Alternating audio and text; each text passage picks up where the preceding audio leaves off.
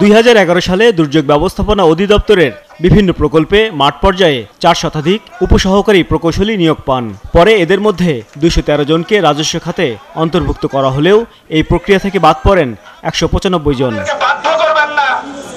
বৈষম্য দূর করা ও ঊর্ধ্বতন প্রকল্প কর্মকর্তাদের অপসারণের প্রতিবাদে মহাখালীতে বিক্ষোভ করেন ভুক্তভোগীরা।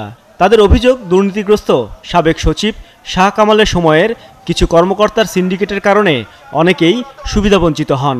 দীর্ঘ 5টি বছর ধরে আমরা ঘুরতেছি তাদের দ্বারে দ্বারে, কিন্তু তারা আমাদেরকে রাজস্ব খাতে স্থানান্তর করতেছে না।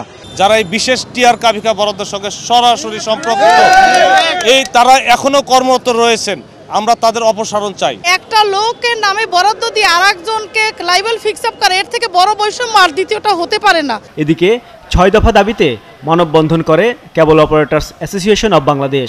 আগারগাঁও বিটিআরসি কার্যালয়ের সামনে এই মানববন্ধনে বিটিআরসি কর্তৃক সকল বৈষম্যমূলক কালো আইন প্রত্যাহারের দাবি জানানো হয়। এফটিপি তে যে কন্টেন্টগুলো প্রচার হচ্ছে সেগুলোর একটা কন্টেন্ট রাইটস আছে, কপিরাইট আইন আছে, সেগুলো না মেনে লাইসেন্সিং আছে, সেগুলো না মেনে প্রচার করা হচ্ছে। আমরা সেই আইন মেনে বিজনেস করার জন্য কথা বলছি।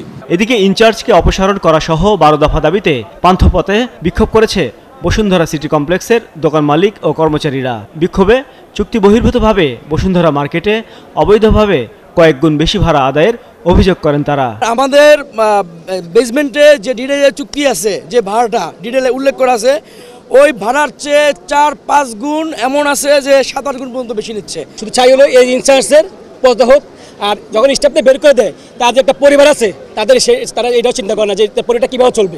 বেতন বৈষম্য দূর করার দাবিতে আগারগাঁও বেতার ভবনের সামনে মানববন্ধন করেন বেতারের বঞ্চিত কর্মচারীরা।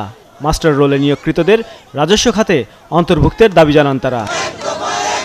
সাজিদ সরকার, 71, ঢাকা।